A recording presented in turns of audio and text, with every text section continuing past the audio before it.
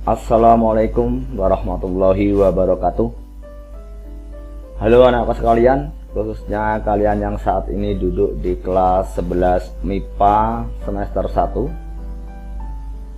Pada video terdahulu Bapak sudah menjelaskan tentang konsep dasar dari momentum sudut atau momentum anguler. Pada video kali ini, Bapak akan menjelaskan salah satu penerapan pada momentum sudut, yaitu pada gerak gasing, atau di dalam fisika disebut sebagai gerak giroskop.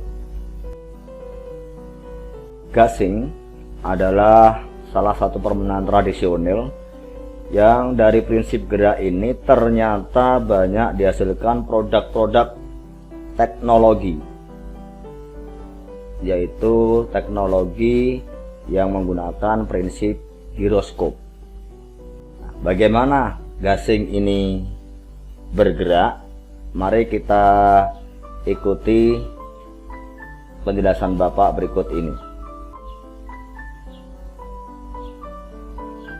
Perlu kalian ketahui bahwa ketika gasing berputar, dia akan cenderung condong terhadap sumbu vertikal.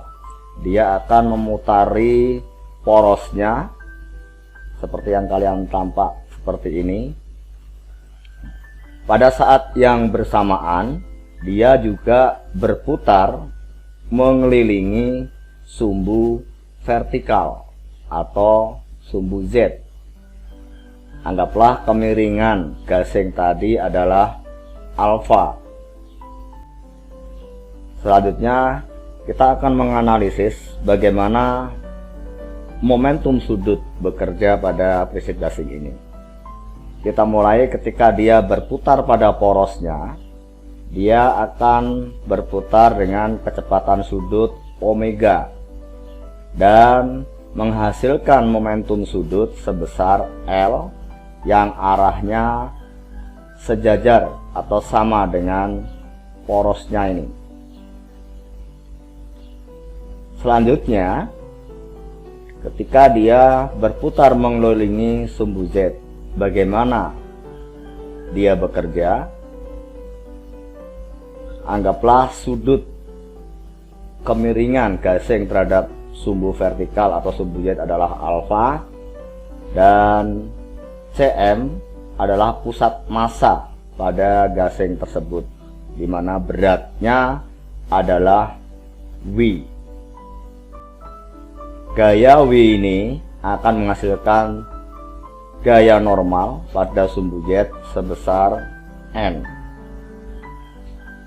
Selanjutnya kita misalkan jari-jari dari O ke pusat massa atau jarak dari O ke pusat massa ini adalah R. Maka kita akan menghasilkan jarak pusat massa gasing ini terhadap sumbu Z adalah X. Hasil kali antara R dengan W ini akan menghasilkan momen gaya pada sumbu Y. Sekarang mari kita analisis. Besarnya momen gaya sebagaimana sudah kita rumuskan sebelumnya, dia besarnya adalah R cross V, di mana V ini adalah gaya berat dari gasing tadi. Dia juga bisa kita tulis sebagai M G R sin alfa, di mana M adalah massa gasingnya, G adalah percepatan gravitasi, R sin alfa adalah kedudukan pusat massa ini terhadap sumbu Z. Dengan demikian persamaannya bisa kita tulis sebagai MGX. Mengapa? Karena R sin alfa tidak lain adalah harga X ini. Sekarang mari kita tinjau ketika gasing mengelilingi sumbu Z. Anggaplah kecepatan sudut terhadap sumbu Z sebagai omega Z. Kita akan menghitung berapa omega Z ini. kalau kita perhatikan bahwa putaran gasing terhadap sumbu Z, dia akan membentuk corong seperti tampak pada gambar ini. Nah, kita tinjau pada satu keadaan, misalkan dia mengalami perubahan dari keadaan awal ke T1, momentum sudutnya berubah sebesar delta L. Perubahan momentum sudutnya bisa kita rumuskan sebagai delta L, yaitu L1 minus L, di mana L1 adalah besarnya momentum sudut akhir dan L adalah besarnya momentum sudut awal. Besarnya momen gaya dapat juga dinyatakan sebagai perubahan momentum sudut persatuan waktu, sehingga bisa kita tulis momen gaya bisa kita rumuskan sebagai delta L per delta T. Jika ini kita tinjau dengan besaran perubahan yang kecil, kita bisa mengubahnya dalam bentuk persamaan momen gaya sebagai dl per dt. Selanjutnya kita akan mendapatkan persamaan. Kalau ini kita kalikan ke sana, kita akan mendapatkan bahwa besarnya momen gaya dikali dt sama dengan dl, atau tau dt sama dengan dl. Pada perubahan sudut yang kecil berlaku hubungan bahwa delta theta ini tidak lain adalah harga dl per l. Berapa harga dl? Kita dapatkan dari persamaan sebelumnya, yaitu mgx kali dt, dimana ini adalah torsinya mgx kali dt. dl nya bisa kita konversikan ke sini dibagi l. L siapa? Yaitu momen inersia kali kecepatan sudutnya atau kali omega,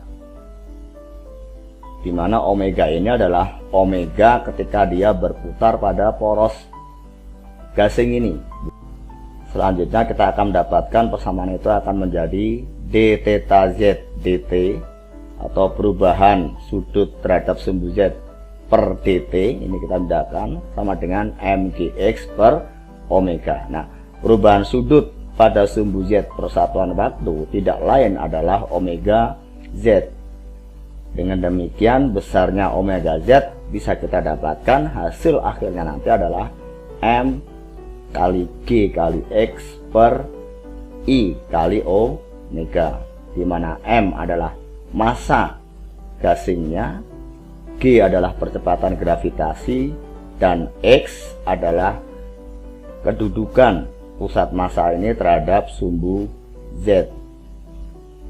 Sedangkan I adalah momen inersia, di mana ini bergantung pada bentuk bendanya, dan omega adalah kecepatan sudut rotasi pada sumbu gasingnya.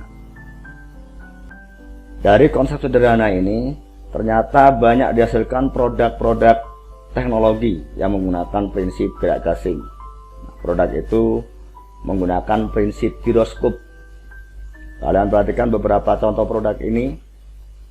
Ini adalah salah satu alat untuk navigasi, dan ini adalah pada permainan-permainan di taman-taman sering kita jumpai.